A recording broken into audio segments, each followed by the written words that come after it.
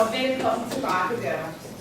Jeg håber, at jeg har haft det bra, og jeg håber, at det også er bra at være tilbage, endelig at være på skolen igen. Vi synes i hvert fald, det er bra, for vi har været her en hel uge nu uden der, og det var ganske tomt. Vi har virkelig savnet der, så vi er i hvert fald glade der. VG3, det er jo et særligt år. Der skal ske vældig mye, specielt det bliver sidste skoleår der. Og en af de tingene, som skal ske, det er, at der skal skrive fordybningsopgave.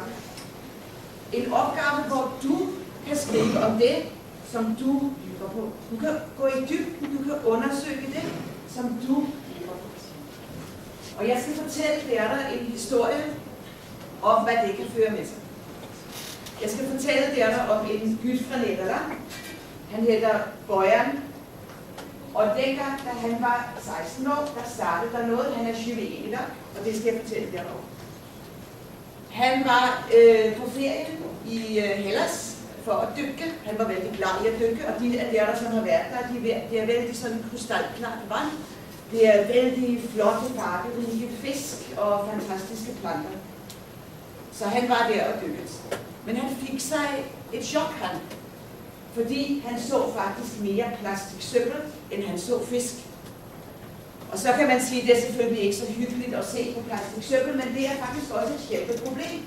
Fordi plastiksøppel, det bliver nemlig brudt ned til små biter, og så tror fugle og fisk, at det er mad, og de spiser det, og de bliver forgiftet, og de får fyldt op markedsækken med plastik, så de faktisk dør af sult. Okay, Bojan han kom der tilbage til skolen, og i løbet af det år, som kom, så skulle han skrive fordybningsopgave. Det her, det er ikke der i Holland, det her noget et eller andet sådan.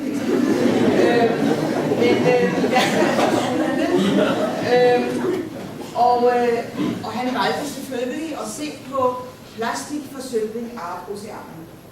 Han ville finde ud, hvad har verdenssamfundet tænkt at gøre med det? Og han blev faktisk vældig chokeret, fordi han fandt ud, at planen var ikke at gøre noget i det hele taget. Forskere, altså store professorer, forskere og sådan, de har det konkluderet. Nej, altså sådan ligesom at dreje igennem havene med net for at fiske ud den plastikken, det ville tage 70.000 år, det ville koste utrolig mye drivstof, og det ville få store skader for alle de fiskene, som man ville få i nettet der.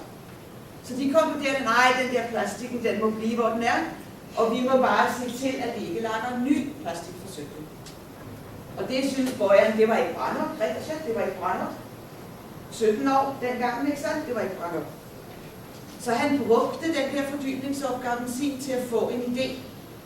Nu var han en sådan gut, som altid har likt og tænkt sådan løsningsorienteret over ting. Og han har også altid likt sådan at bygge ting, der han byggede sådan en træhuse, da han var barn og sådan noget. Så fik han en idé. Fordi det er slik med plastiksøppel, at det ligger vældig mye i overfladen af oceanerne. Og så bliver det jo der fra VG1, at der er noget, som hedder havstrømme. Og de der havstrømme, de tager tag i plastiksøppel, og de koncentrerer det i sådan nogle virvler. De virvlerne, de er der 100.000 kvadratkilometer store, men der bliver det koncentreret der. Og så tænkte Bojan, okay, i stedet for at dreje igennem oceanerne med net for at fiske op den plastikken, der kan man jo bare sætte op net, sådan en platform med sådan en fangarme ud med net på de armene i vandoverfladen. Og så kommer havstrømmene helt selv, og så vil det plastikken, det vil blive sorteret op i fangarmene, og så kan man bare gå og plukke det, og så kan man genbruge det, eller man kan lave olie af det og faktisk tjene penge på det. Og nu er det jo slik, det er jo allerede vældig godt tænkt, ikke sandt? Og for mange tenårige, der har det historien sikkert efter. Fordi hvem tænker sig, at du som 17-årig med dit fordybningsopgave ligesom går ud og gør noget med det? Hvem tænker det, ikke sandt? Men Bojan, han gjorde det. Fordi for ham var det bare ikke bra nok, at den sammen var opgivet. Det var en alt for vigtig til. Så han var så heldig, at han fik lov til at lage en TED-talks, hvis det er der værd, det er en sådan platform på internet, hvor nye idéer bliver præsenteret og spredt ud til et stort globalt publikum. Og det fik han mulighed for at præsentere idéen sin der. Og i første omgang så skete der ikke så mye ved det. Han prøvede jo der at få tag at få de til at støtte ideen hans, men han fik ikke nogen svar for det, og hvis han fik svar, der var det bare negativt der. Men han gav sig ikke, han. Og så pludselig en dag i marts 2013, så skete der noget. Den der TED-talk, som han havde laget, den blev et hit på internet. Pludselig fik han 100.000 views hver dag. Han fik tusindvis af mail fra folk, som gerne ville hjælpe ham, og han samlede ind donationer, 500.000 på 2 uger. Men samtidig som han blev kendt og fik supporter, så fik han også kritikere. Og de kritikerne, det var altså ikke hvem som helst. Det var forskere, professorer, som vidste masse om havene, masse om plastik, masse om fisk. Og de kom med alle mulige grunde til, hvorfor dette ikke var muligt. Og Bojan han skønte, før han ligesom kunne gå videre, så måtte han møde den kritikken. Så han byggede op et netværk af lidt over 100 forskere fra hele verden, de som havde tilbudt at hjælpe ham. De jobbede frivilligt, og de jobbede akademisk med at løse de problemerne, som var blevet rejst der. Og efter et år, så kunne han give ud en sådan rapport, 560 sider. Den var bundet ind i genbrugsplast fra oceanerne, hvor alle de der problemerne var håndteret. Og så var vejen banet. Han fik flere donationer. Han jobbede hele tiden med at få donationer. Og i løbet af de næste 2 år, så byggede de modeller, det der firma, han havde grundlagt. De modellerne blev større, de blev prøvet ud i de bassinerne, hvor også man tester olieplatformer. Det blev lavet nye ændringer, nye tilpasninger. Og akkurat nu, i juni 2016, der var det så langt, så nu har det blevet bygget en sekvens af disse her lange fangarme. De skal være 100 meter lange, ikke sant? Nu har man bygget en sekvens på 10 meter. Og den bliver nu, akkurat i juni 2016, er den blevet sat ud i havet ud for Nederland, hvor den skal blive testet. Det er et vældig godt sted at teste, fordi der er altså nye tidevand, ikke sant? Det er vældig tøffe forhold der faktisk. Så hvis den klarer det, så er planen i 2020, der skal første anlæg stå klar i Pacifik. Og så er det faktisk det, at så er vi i gang med at løse forsøgningsproblemet af havene. Ganske imponerende, ikke sant?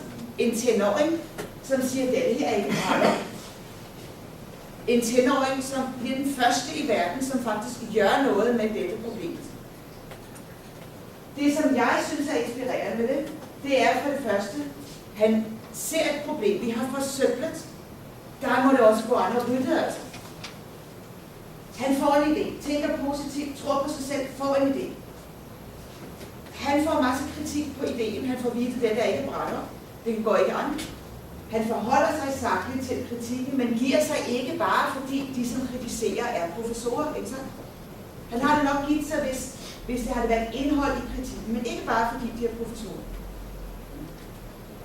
Og en vigtig ting, jeg synes, vi skal tage tak i her, det er også, hvilken rolle skolen har betydet. Dette her med, at han faktisk brugte skolen som en platform for at jobbe med det, som han brændte for. Han brugte fordybningsopgaven som en platform for at udvikle den idé, som nu kommer, som er verdenskendt og kommer til at betyde noget for os alle sammen. Så det er der. Nu er det der, som skal skrive fordybningsopgaven. Og nej, standarden sagt. Nej, altså vi forventer ikke, at der skal løse hvert sit globale miljøproblem, selvom det selvfølgelig har det været vældig hyggeligt. Men vi ved, at der er fylde af idéer. Der er fylde af ting, der er brændt for.